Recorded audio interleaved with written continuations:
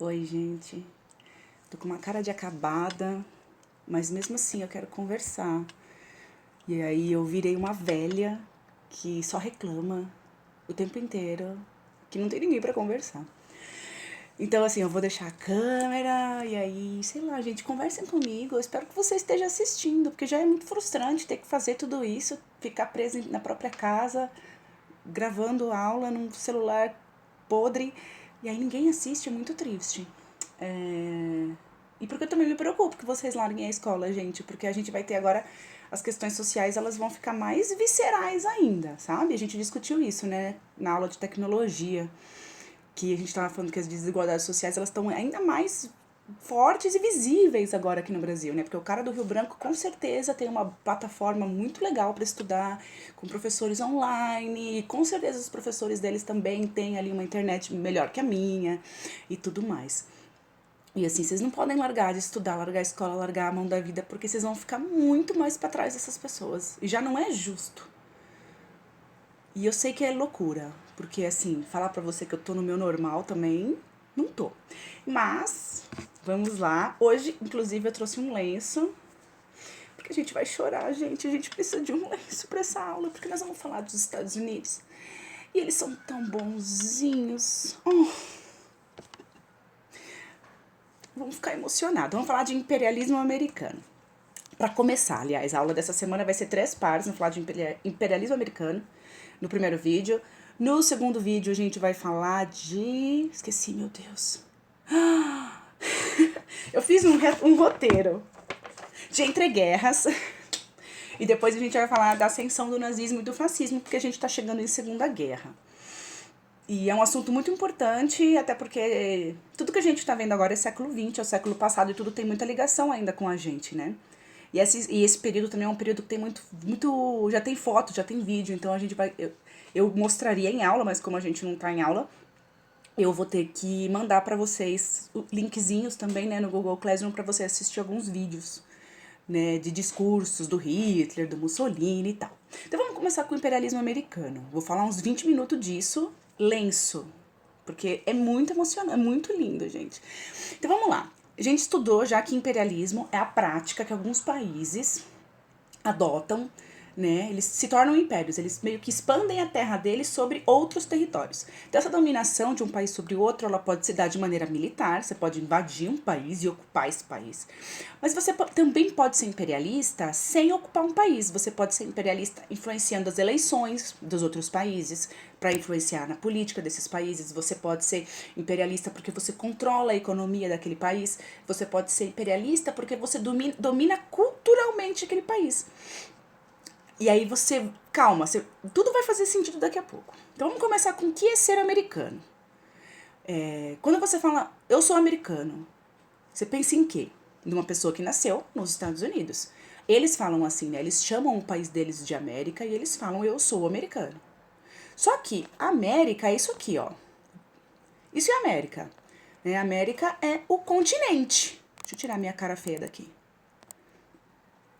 Isso é América, né? Então, a América, você tem a América do Norte, que é México, Estados Unidos e Canadá. Você tem a América Central, que é essa região das ilhas, né? Que tem a América Central continental, a América Central insular.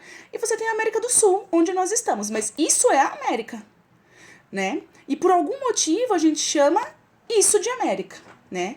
Que é os Estados Unidos. Se você olhar os Estados Unidos, eles começaram, né? O país deles era isso aqui na época da independência, em 1763. E aí eles vão expandir o território deles, eles vão expandir, eles vão comprar aqui, ó, a Flórida da Espanha, eles vão comprar essa área da França. O Texas pertencia, toda essa região aqui pertencia ao México. Isso vai ser tudo tomado do México, ou comprado do México, ou tomado do México. Essa área do Texas foi tomada do México. Por coincidência, é uma área cheia de petróleo. Aliás, amigo, vai ser uma coincidência terrível que todo lugar que tem muito petróleo também tem um governo muito malvado. E aí os Estados Unidos intervêm de alguma maneira, porque eles são muito bonzinhos. E aí eles vão ajudar esses países que têm muito petróleo. Essa área do Texas era uma das áreas que tinha muito petróleo. Vamos lembrar que essa época é a época da segunda revolução industrial e os caras precisam de petróleo, que é o novo combustível. Só que para você mover as pessoas a conquistar terras, você precisa impulsionar essas pessoas. Então, tem todo um aparato ideológico, assim, ideias que fazem as pessoas acreditar que elas devem expandir os territórios ou apoiar os seus governos a, de fato, expandir o território sobre as outras pessoas. Então, vamos falar um pouquinho desse aparato ideológico, né? Vamos falar um pouquinho das ideias. A primeira ideia que é essencial é uma doutrina chamada Destino Manifesto. Vamos lá. Doutrina é um conjunto de ideias, ok? Então, por exemplo, você vai falar, vou ensinar a doutrina cristã para alguém. Eu vou ensinar a coleção, né, de ensinamentos cristãos para alguém. Essa doutrina, Destino Manifesto, é um conjunto de ideias que prega a supremacia do povo dos Estados Unidos sobre os outros, né? Então, Destino Manifesto quer dizer que o destino já está manifestado. Mas manifestado por conta de quem? Óbvio que é por conta de Deus, gente. Quando é por conta de Deus, não tem questionamento. Então, os estadunidenses acreditam, através dessa doutrina manifesto, que vem desde o século XIX sendo espalhada nos Estados Unidos, que eles são um povo escolhidos por Deus. E por isso eles têm a missão, né, de comandar o mundo e de expandir seu território, expandir sua cultura, expandir suas práticas pelo mundo, porque é a vontade divina. E os outros povos são inferiores. Então, portanto, Deus deu essa missão para eles, que são superiores, a expandir esses territórios. Isso é um pouco de darwinismo social. Lembra que a gente estudou isso, que os europeus usavam, né? Ah, nós somos europeus, nós somos brancos, nós somos superiores, então a gente pode invadir a África, então a gente pode invadir a Ásia.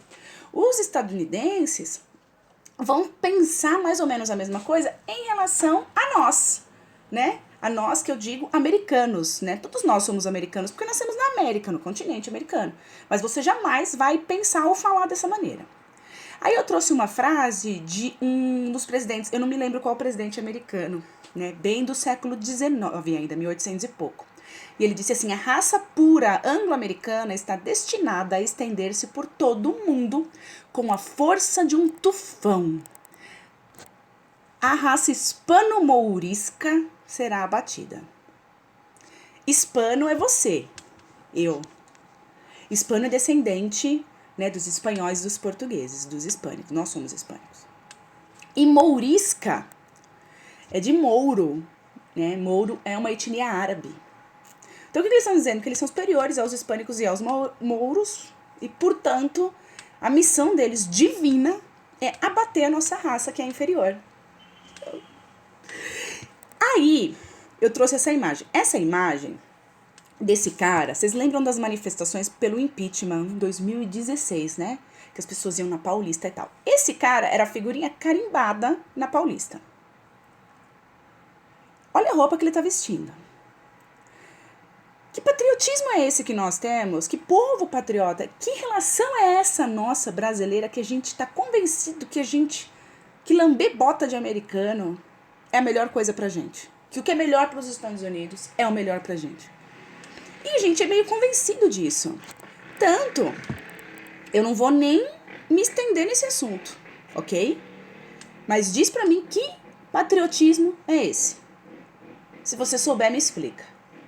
Né? Pra quem diz que minha bandeira nunca será vermelha, eu não sei que cor são essas faixas, junto com o branco, deve ser roxo, deve estar cega.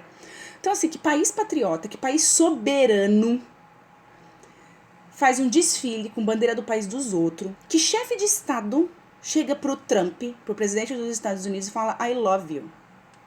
Você tá começando a entender essa história de imperialismo americano? Vamos continuar aqui. Esse quadro, eu não vou nem me estender naquele assunto e eu depois vou falar um pouquinho da questão cultural, que a questão cultural é muito clara. Porque questão política e econômica pode ser que a gente é meio que ignorante em questões políticas e econômicas no Brasil, mas a questão cultural é muito clara.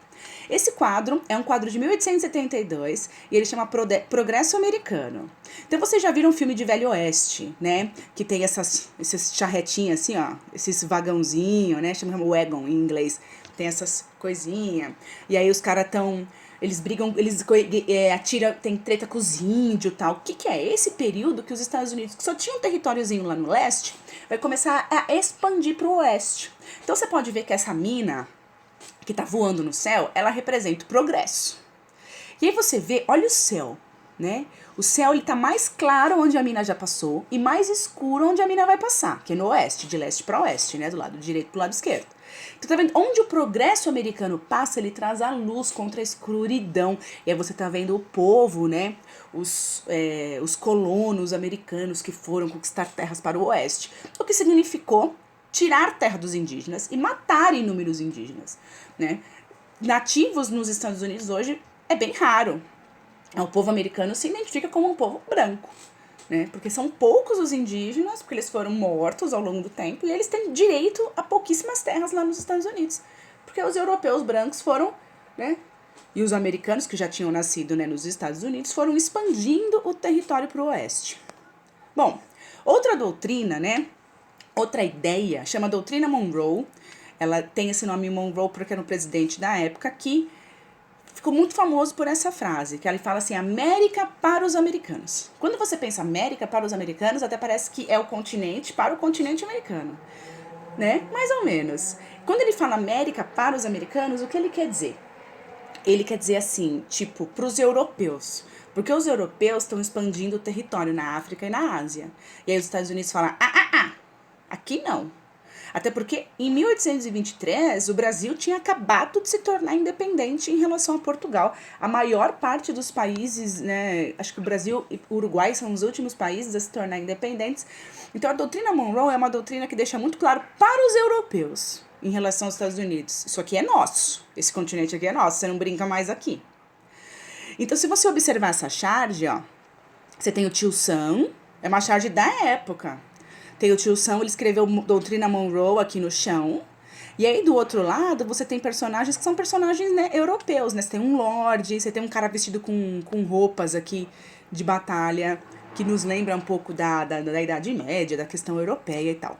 Então, tá querendo separar bem claro, ó, pros europeus. Aqui é meu e aqui é seu.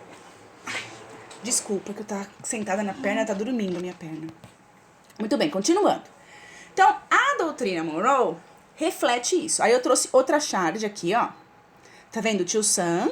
Aí no continente americano tem o chapéu dele. E tá escrito doutrina Monroe, né? No chapéu dele. E lá no outro lado, na Europa, tem os europeus, assim. E tá deixando claro pros europeus. Aqui não. Aqui nesse continente não. Esse continente é nosso. E aí eu trouxe a frase de um cara, o Buchanan, que foi um presidente também dos Estados Unidos, que ele disse assim, a expansão dos Estados Unidos sobre o continente americano desde o Ártico até a América do Sul é o destino da nossa raça e nada pode detê-la. É muito lindo, gente. Ai, eles são tão bonzinhos. São tão superiores, tão maravilhosos. Deus escolheu.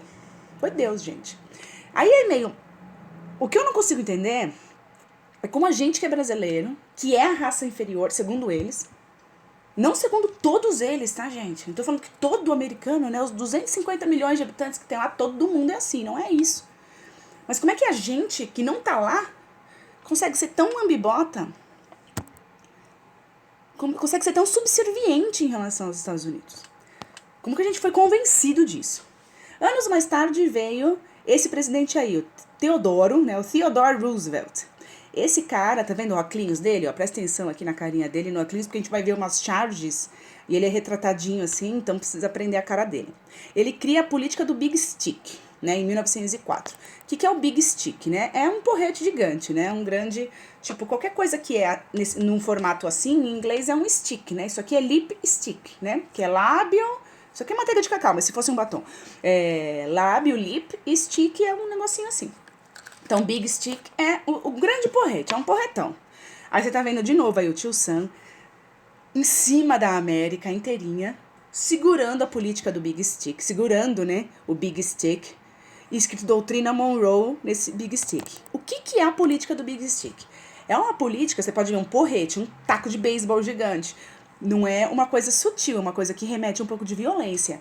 Porque a política do Big Stick é uma política que...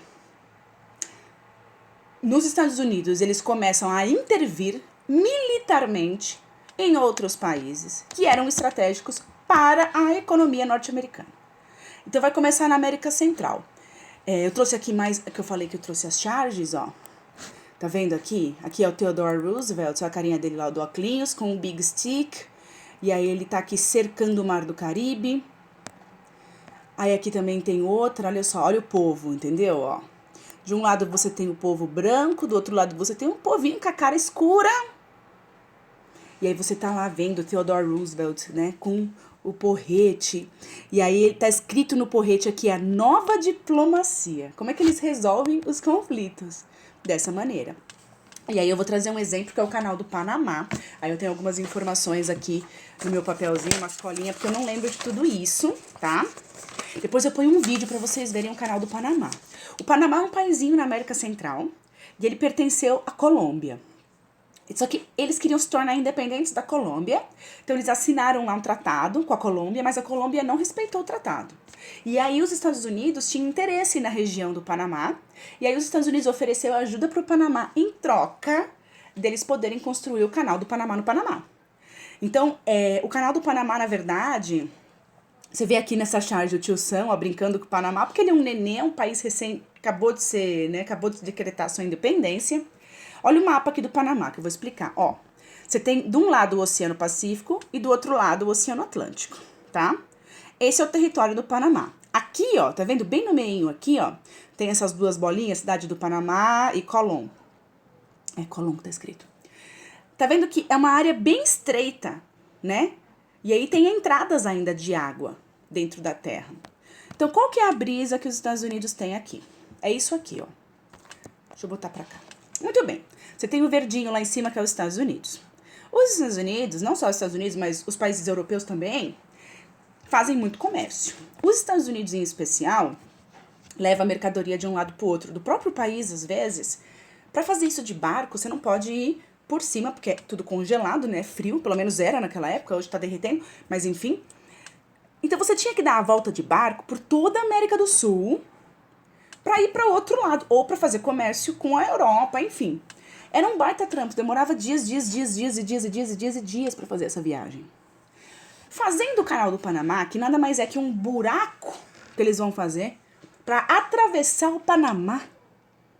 Olha aqui como fica mais fácil essa viagem. Então eu vou economizar em combustível, eu vou fazer isso muito mais rápido, vou movimentar a mercadoria muito mais rápido e, portanto, vou economizar dinheiro, então vou ganhar muito mais dinheiro. Os franceses tentaram construir um canal no Panamá em 1880.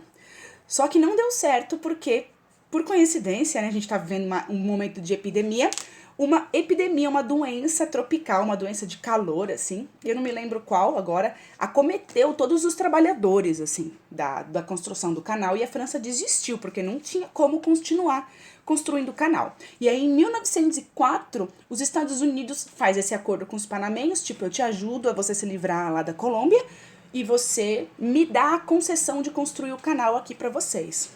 Só que assim, eu vou construir no seu país, e é meu. Então, de 1904 até 1914, foram 10 anos de obras para construir o canal do Panamá. Quando ficou pronto, de 1914 até 1999, o canal do Panamá não pertencia ao Panamá, o canal do Panamá pertencia aos Estados Unidos. Então, todo o lucro que se ganhava com o canal do Panamá, porque todo mundo que quer passar de barco aí tem que pagar para isso. E todo esse dinheiro foi para os Estados Unidos.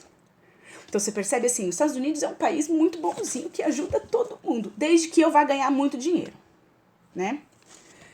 Se não vai ajudar o Haiti, né, gente? Por que ninguém ajuda o Haiti? O Haiti é um país tão destruído, mas não tem petróleo, não tem merda nenhuma no Haiti. Então a gente não ajuda. Então isso não é bondade. Então a gente precisa parar, destruir esse mito do bonzinho, tá? A vida não é um filme. Muito bem, vamos falar um pouquinho do canal do Panamá, por curiosidade. Eu trouxe essa imagem aqui para mostrar como o canal do Panamá funciona, tá? Então você tem aqui duas imagens. Ai, meu Deus, a foto ainda não. Aqui, ó. Então o canal do Panamá é um buracão na terra de mais ou menos 80 quilômetros. Então você demora 80 quilômetros, são 80 quilômetros entre um lado e o outro, né? Entre o Oceano Pacífico e o Oceano Atlântico. Demora entre 20 e 30 horas para um barco passar pelo canal do Panamá.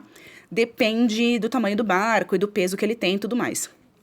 Não é muito, se você parar para pensar no tempo que o barco demoraria para dar a volta no continente americano, passar aí é muito mais rápido. Então ele sobe aqui nesse quadradinho, ó. Tá vendo?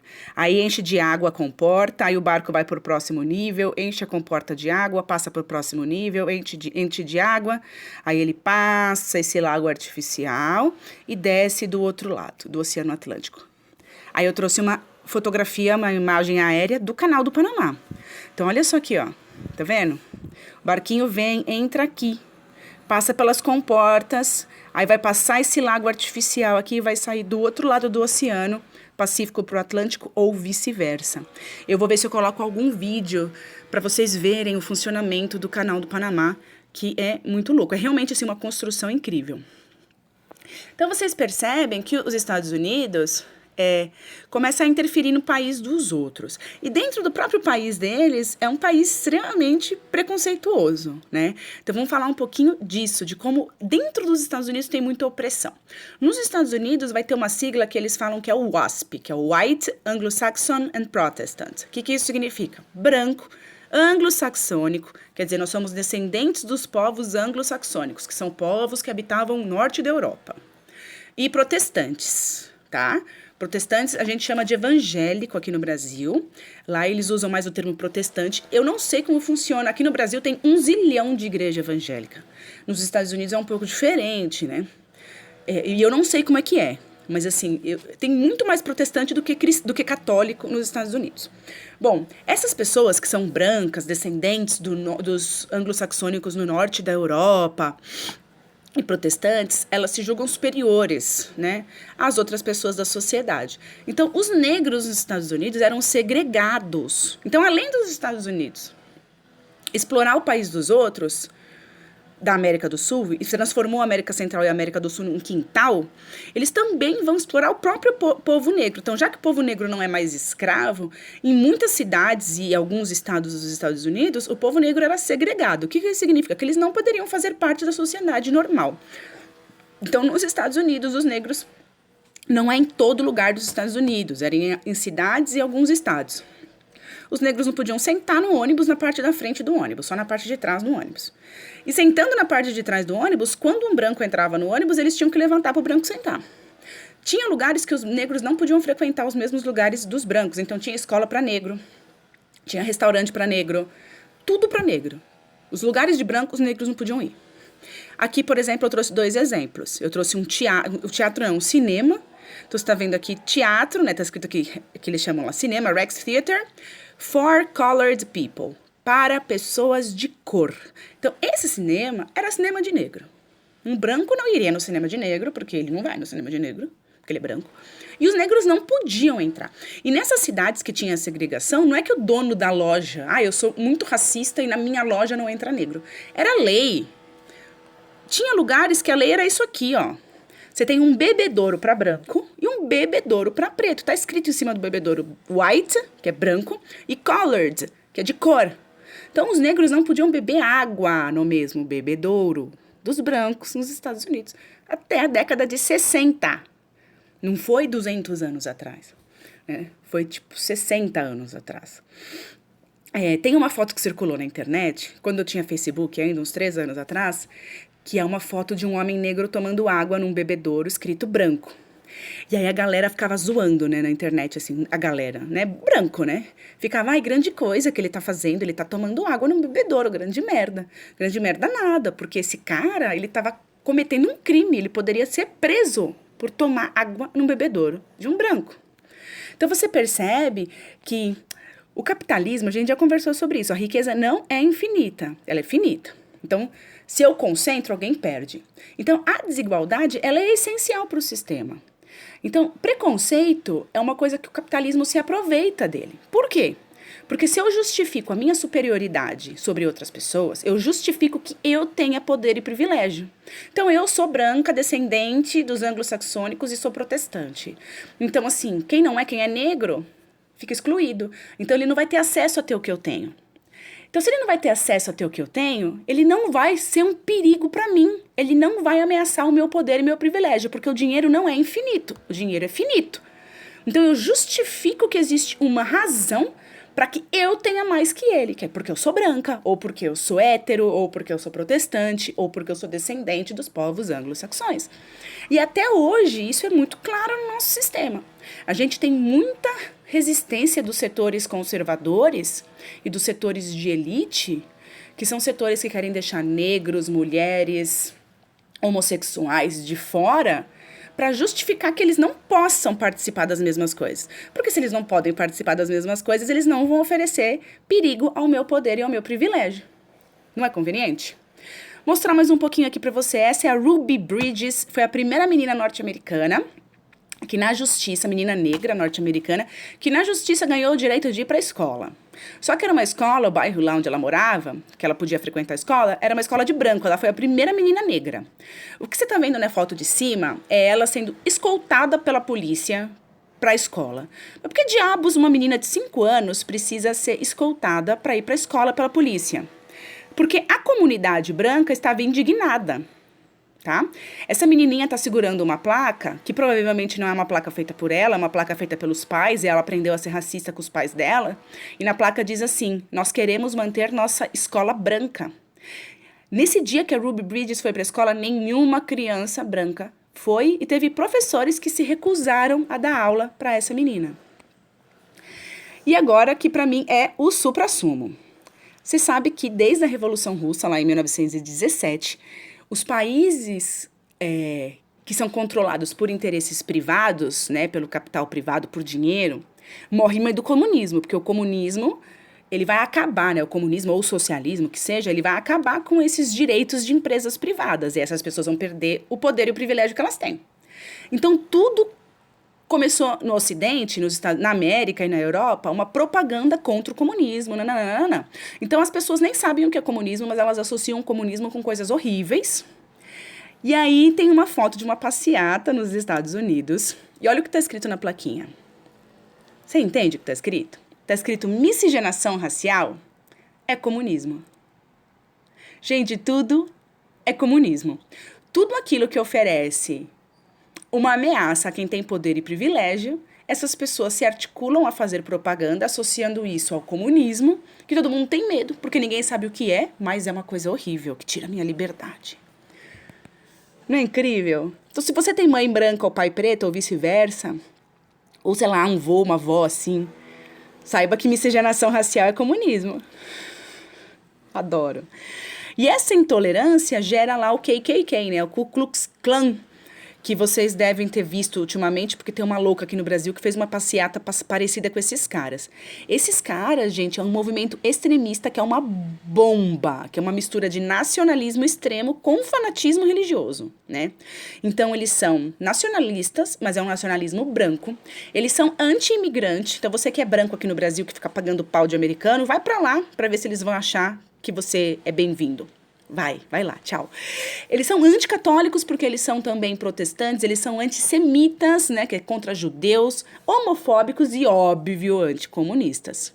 Então, esse movimento KKK, eles vestem essas roupas bizarras, né, eles queimavam cruzes, perseguiam a população negra. Se você quiser aprender sobre isso, recomendo que você assista esse filme que chama Infiltrados na Klan. É um filme novo e concorreu ao Oscar e não venceu.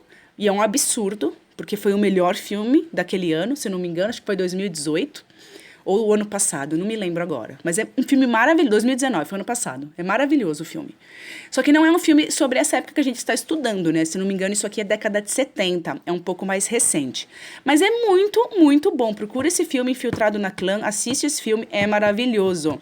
Tanto o filme é maravilhoso, quanto o final, que o diretor do filme faz um paralelo entre o passado e o presente, né? Um racismo entre o passado e o presente racista dos Estados Unidos. É muito legal. Super recomendo. Bom, já falei 20 minutos, meu Deus do céu. Vou parar porque a outra parte é outro vídeo. Então, já volto.